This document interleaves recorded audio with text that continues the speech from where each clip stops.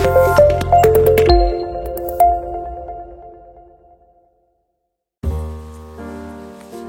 semuanya, apa kabar?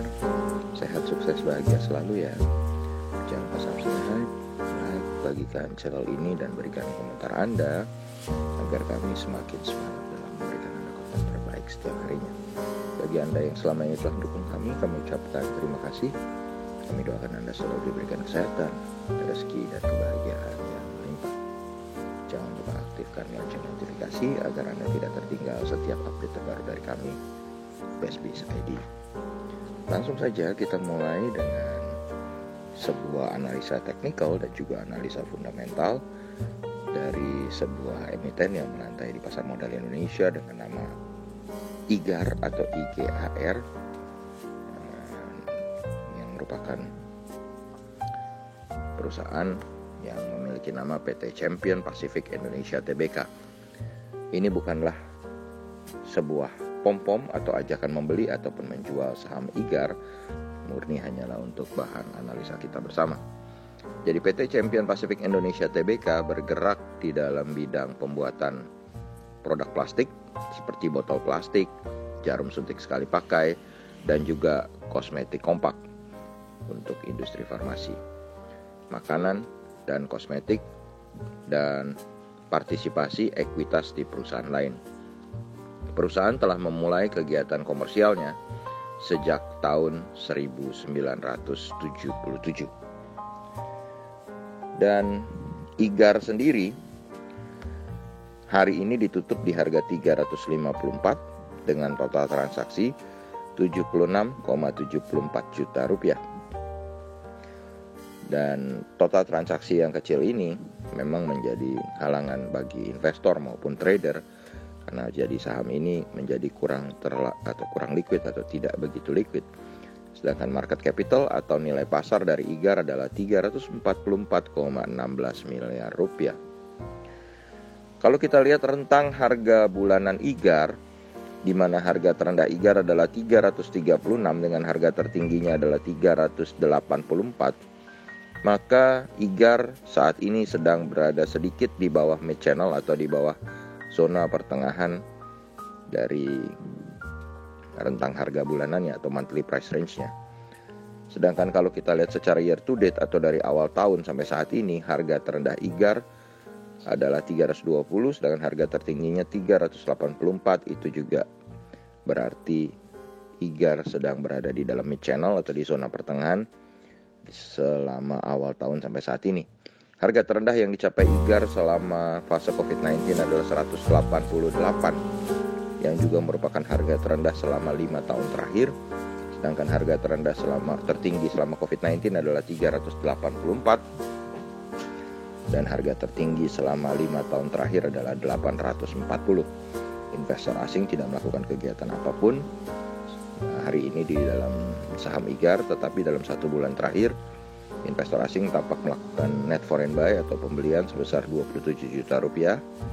Sedangkan kalau kita lihat dari awal tahun sampai saat ini, investor asing tampak melakukan net foreign buy sebesar 19 juta rupiah.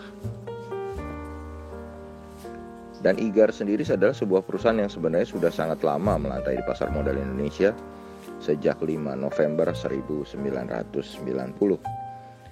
Dengan pemegang saham terbanyaknya adalah PT Kingsport Holdings sebesar 79,42%, dan disusul oleh PT Kalbe Farma Tbk sebesar 5,4%. Masyarakat hanya memiliki 15,18%. Dari komposisi pemegang saham yang tampak bahwa pengendali memegang penuh kendali atas perusahaan, dan dengan kendali yang penuh seperti ini biasanya sulit untuk dibilang perusahaan itu mengabaikan perusahaannya atau tidak ingin bergerak maju atau bergerak ke atas.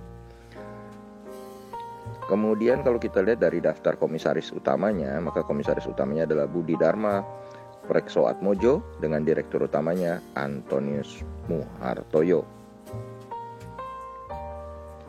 Dan kalau kita lihat dari performance saham IGAR sendiri, sebenarnya dari tahun 2018 ke 2019 EPS IGAR berhasil mengalami kenaikan, dan di tahun 2020 di saat fase COVID-19, IGAR berhasil mempertahankan EPS-nya. Total penjualan dari IGAR, salesnya adalah 739,40 miliar, asetnya adalah 665,86 miliar, equity sebesar 425,43 miliar, liability sebesar 72,28 miliar, dan net profitnya adalah 44,12 miliar. Dan kalau kita lihat earning per share IGAR yang 45 saat ini dengan book value per share-nya yang 438, maka secara valuasi IGAR juga bisa dapat kita kategorikan sangat murah.